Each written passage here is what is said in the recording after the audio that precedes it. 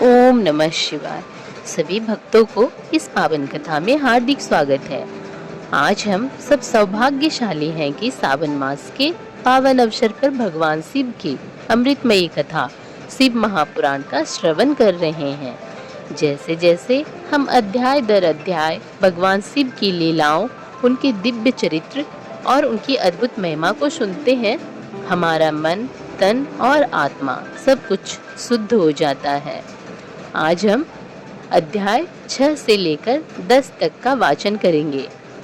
हाथ जोड़कर भगवान भोलेनाथ से प्रार्थना करें कि यह कथा हमें पूरी श्रद्धा, भक्ति और समझ के साथ सुनने का सौभाग्य प्रदान करें।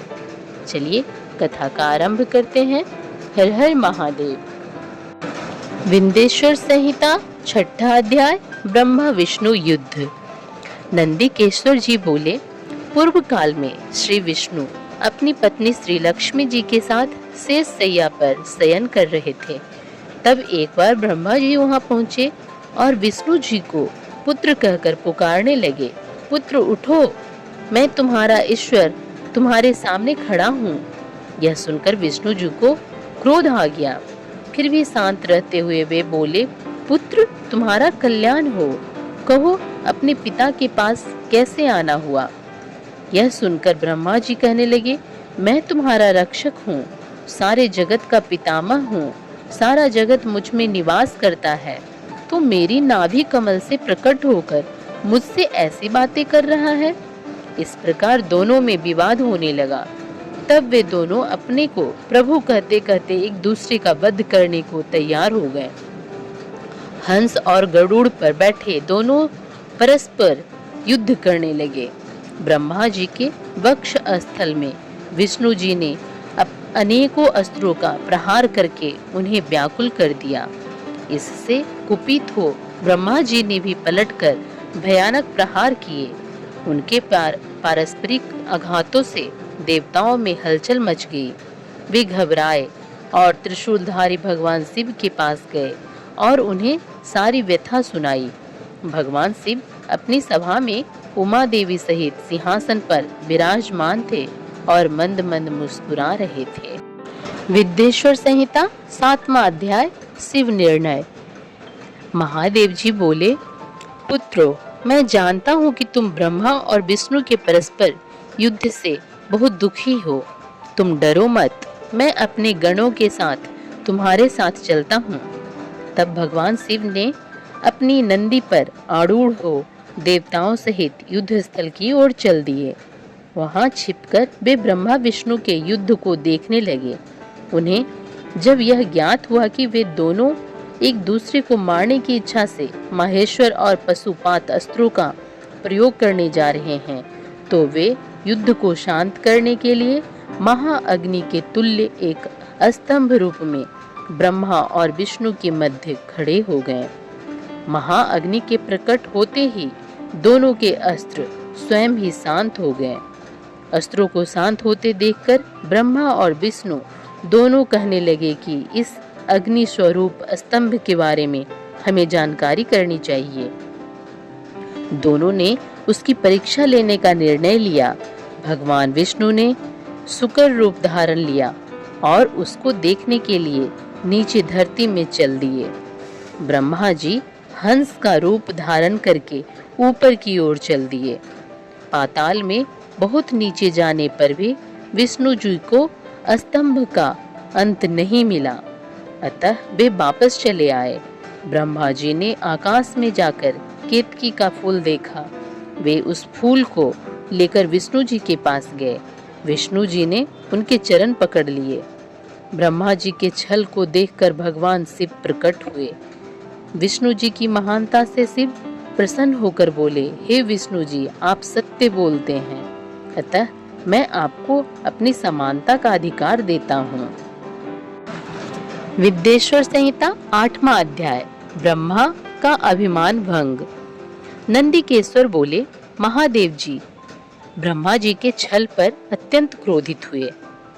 उन्होंने अपने त्रिनेत्र तीसरी आंख से भैरव को प्रकट किया और उन्हें आज्ञा दी कि वह तलवार से ब्रह्मा जी को दंड दे। आज्ञा पाते ही भैरव ने ब्रह्मा जी के बाल पकड़ लिए और उनका 5वां सिर काट दिया। ब्रह्मा जी डर के मारे कांपने लगे। उन्होंने भैरव के चरण पकड़ लिए तथा क्षमा मांगने लगे। इसे देखकर श्री विष्णु ने भगवान शिव से प्रार्थना की कि आपकी कृपा से ही ब्रह्मा जी को 5वां सिर मिला था, अतः आप उन्हें क्षमा कर दें।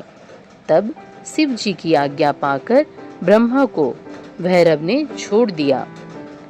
शिव जी ने कहा, तुमने प्रतिष्ठा और ईश्वरत्व को दिखाने के लिए छल किया है, इसलिए मैं तुम्हें शाप देता हूँ कि तुम सत्कार, स्थान व उत्सव से विहीन रहोगे। ब्रह्मा जी को अपनी गलती का पछतावा हो चुका था। उन्होंने भगवान शिव के चरण पकड़कर क्षमा मांगी और निवेदन किया कि वे उनका 5वां सिर पुनः प्रदान करें। महादेव जी ने कहा, जगत की स्थिति को बिगड़ने से बचाने के लिए पापी को दंड अवश्य देना चाहिए ताकि लोक मर्यादा बनी रहे। मैं तुम्हें वरदान देता हूँ कि तुम गणों के आचार्य कहलाओगे और तुम्हारे बिना यज्ञ पूर्ण ना होंगे। फिर उन्होंने केतकी के पुष्प से कहा, अरे दुष्ट केतकी पुष्प, अब मेरी पूजा के अयोग्य रहोगे। तब केतकी पुष्प बहुत दुखी हुआ और उनके चरणों में गिरकर माफी मांगने लगा। तब महादेव जी ने कहा, मेरा वचन तो झूठा नहीं हो सकता, इसलिए तुम मेरे भक्तों के योग्य होगा। इस प्रकार तेरा जन्म सफल हो जाएगा। विद्येश्वर संहिता 9वां अध्याय, लिंग पूजन का महत्व। नंदिकेश्वर जी कहते हैं, ब्रह्मा और विष्णु भगवान शिव को प्रणाम कर चुपचाप उनके दाएं बाएं भाग में खड़े हो गए। उन्होंने पूजनीय महादेव जी को श्रेष्ठ आसन पर बैठाकर पवित्र वस्तुओं से उनका पूजन किया। दीर्घ काल तक अस्थिर रहने वाली वस्तुओं को पुष्प वस्तु तथा अल्प काल तक टिकने वाली वस्तुओं को प्राकृत वस्तु कहते हैं। हार, नुपुर, कियूर, किरीट, मणिमय कुंडल, यज्ञोपवीत, उत्तरीय वस्त्र, पुष्पमाला, रेशमी वस्त्र, हार, मुद्रिका, पुष्प, तांबुल, कपूर, चंदन और एवं अगरू का अनुलेप, धूप, दीप, श्वेत छत्र, व्यंजन, ध्वजा, चंबर तथा अनेक दिव्य उपहारों द्वारा जिनका वैभव वाणी और मन की पहुंच से परे था, जो केवल परमात्मा के योग्य थे, उनसे ब्रह्मा और विष्णु ने अपने स्वामी महेश्वर का पूजन किया। इससे प्रसन्न होकर भगवान शिव ने दोनों देवताओं से मुस्कुरा कर कहा, पुत्र, आज तुम्हारे द्वारा की गई पूजा से मैं बहुत प्रसन्न हूँ।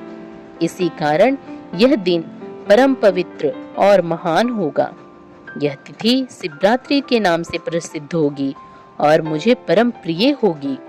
इस दिन जो मनुष्य मेरे लिंग अर्थात निराकार रूप की या मेरी मूर्ति अर्थात साकार रूप की दिन रात निराहार रहकर अपनी शक्ति के अनुसार निश्चल भाव से यथोचित पूजा करेगा, वह मेरा परम प्रिय भक्त होगा। पूरे वर्ष भर निरंतर मेरी पूजा करने पर जो फल मिलता है, वह फल शिवरात्रि को मेरा पूजन करके मनुष्य तत्काल प्राप्त कर लेता है।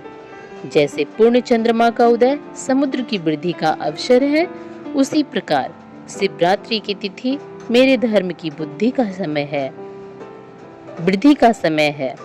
इस तिथि को मेरी स्थापना का मंगलमय उत्सव होना चाहिए। मैं मार्गशीर्ष मास में आद्रा नक्षत्र से युक्त पूर्णमासी या प्रतिपदा को ज्योतिर्मय स्तंभ के रूप में प्रकट हुआ था। इस दिन जो भी मनुष्य पार्वती सहित मेरा दर्शन करता है अथवा मेरी मूर्ति या लिंग की झांकी निकालता है, वह मेरे लिए कार्तिकेय से भी अधिक प्रिय है। इस शुभ दिन मेरे दर्शन मात्र से पूरा फल प्राप्त होता है। यदि दर्शन के साथ मेरा पूजन भी किया जाए तो इतना अधिक फल प्राप्त होता है कि वाणी द्वारा उसका वर्णन नहीं किया जा सकता। लिंग रूप में प्रकट होकर मैं बहुत बड़ा हो गया था।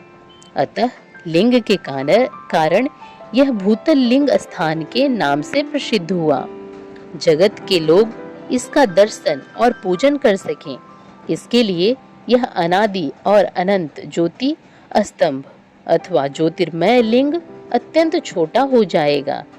यह लिंग सब प्रकार के भोग सुलभ कराने वाला तथा भोग और मोक्ष का एकमात्र साधन है।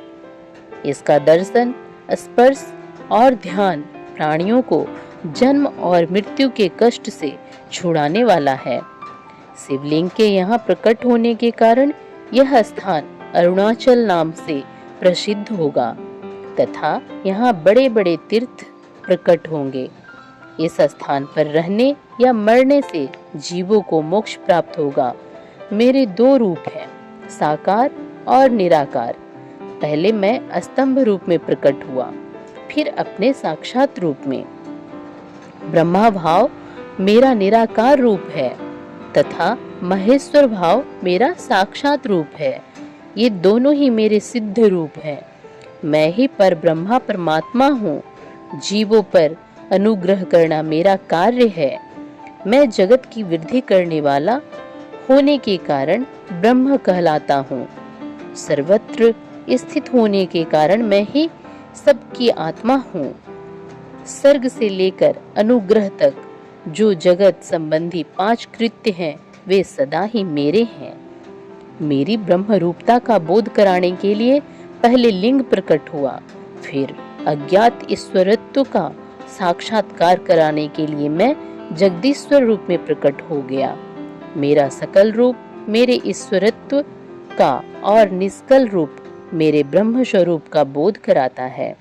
मेरा लिंग मेरा स्वरूप है और मेरे सामीप्य की प्राप्ति कराने वाला है।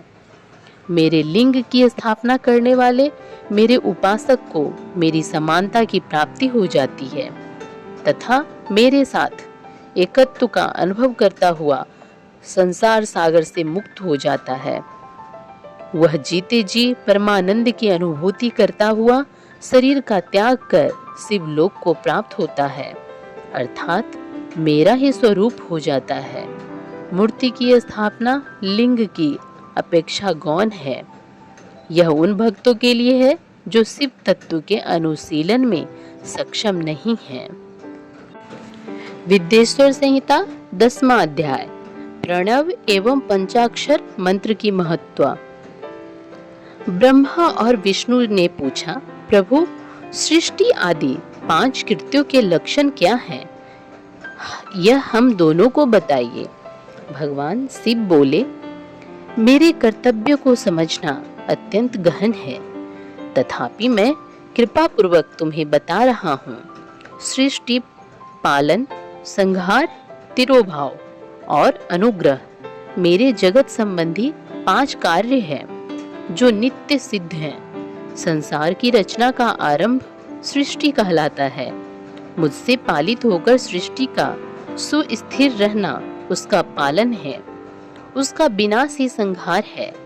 प्राणों के उत्क्रमण को तिरोभाव कहते हैं।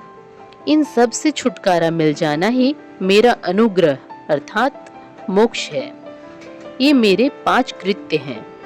सृष्टि आदि 4 कृत्य संसार का विस्तार करने वाले हैं। 5वां कृत्य मोक्ष का है। मेरे भक्तजन इन 5 कार्यों को 5 भूतों में देखते हैं। सृष्टि धरती पर, स्थिति जल में, संहार अग्नि में, तिरोभाव वायु में और अनुग्रह आकाश में स्थित है। पृथ्वी से सबकी सृष्टि होती है। जल से वृद्धि होती है। आग सबको जला देती है। वायु एक स्थान से दूसरे स्थान पर ले जाती है और आकाश सबको अनुग्रहित करता है। इन 5 कृत्यों का भार वहन करने के लिए ही मेरे 5 मुख हैं।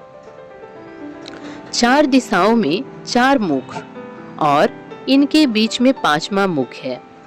पुत्रों, तुम दोनों ने मुझसे तपस्या से प्रसन्न कर सृष्टि और पालन 2 कार्य प्राप्त किए हैं।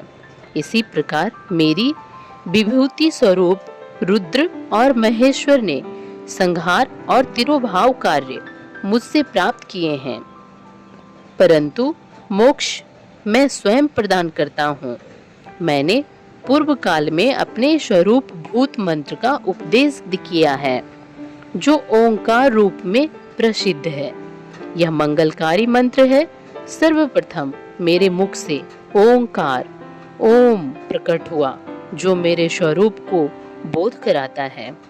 इसका स्मरण निरंतर करने से मेरा ही सदा स्मरण होता है।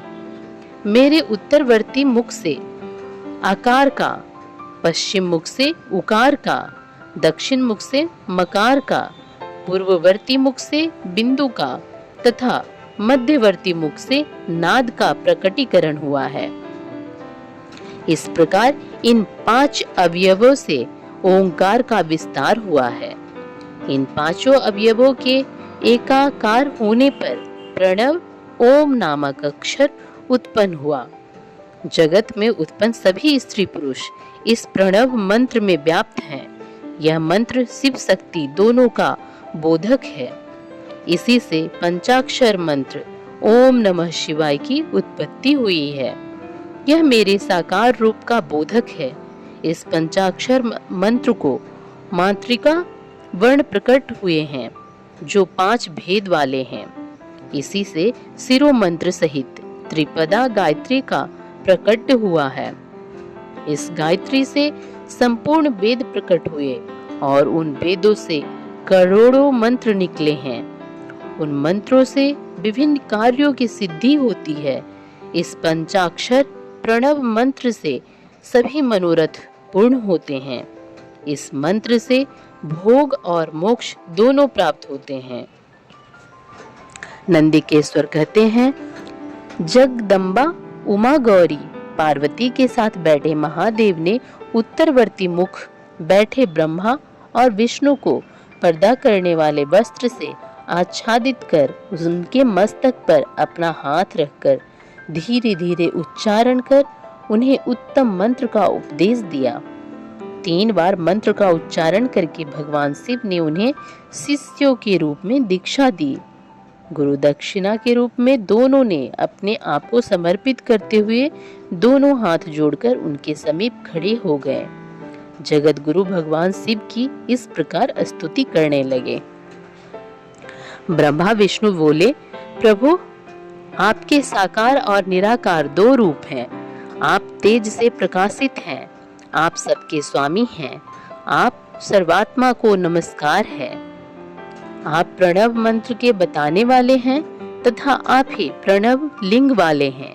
सृष्टि, पालन, संहार, तिरोभाव और अनुग्रह आदि आपके ही कार्य हैं।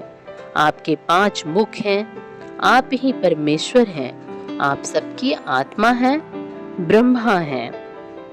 आपके गुण और शक्तियां अनंत हैं। हम आपको नमस्कार करते हैं। इन पंक्तियों से स्तुति करते हुए गुरु महेश्वर को प्रसन्न कर ब्रह्मा और विष्णु जी ने उनके चरणों में प्रणाम किया। महेश्वर जी बोले, आद्रा नक्षत्र में चतुर्दशी को यदि इस प्रणव मंत्र का जाप किया जाए तो यह अक्षय फल देने वाला है। सूर्य की संक्रांति में महा आद्रा नक्षत्र में एक बार किया प्रणव जप करोड़ों गुना जप का फल देता है। मृगशिरा नक्षत्र का अंतिम भाग तथा पुनर्वसु का शुरू का भाग पूजा, होम और तर्पण के लिए सदा आद्रा के समान ही है। मेरे लिंग का दर्शन प्रातः काल अर्थात मध्याह्न से पूर्व काल में करना चाहिए। मेरे दर्शन पूजन के लिए चतुर्दशी तिथि उत्तम है। पूजा करने वालों के लिए मेरी मूर्ति और लिंग दोनों समान है। फिर भी मूर्ति की अपेक्षा लिंग का स्थान ऊंचा है। इसलिए मनुष्य को शिवलिंग का ही पूजन करना चाहिए। लिंग का ओम मंत्र से और मूर्ति का पंचाक्षर मंत्र से पूजन करना चाहिए। शिवलिंग की स्वयं स्थापना करके या दूसरों से स्थापना करवाकर उत्तम द्रव्यों से पूजा करने से मेरा पद सुलभ होता है। इस प्रकार दोनों शिष्यों को उपदेश देकर भगवान शिव अंतर्ध्यान हो गए। तो यह था अध्याय 6 से लेकर 10 तक की कथा। आज की कथा यह संपन्न होती है। प्रभु की कृपा से हम सभी ने इस दिव्य अध्याय का श्रवण किया। अगर हमारे वचन, मन या कर्म से कोई त्रुटि हुई हो तो भोलेनाथ हमें क्षमा करें। भोलेनाथ से यही प्रार्थना है कि हमारे जीवन में शांति, सुख और समृद्धि बनी रहे और हर दिन हम आपके निकट होते जाएं। अगले अध्याय में हम फिर से मिलेंगे। तब तक के लिए भगवान शिव का स्मरण करें। हर हर महादेव। जय भोलेनाथ।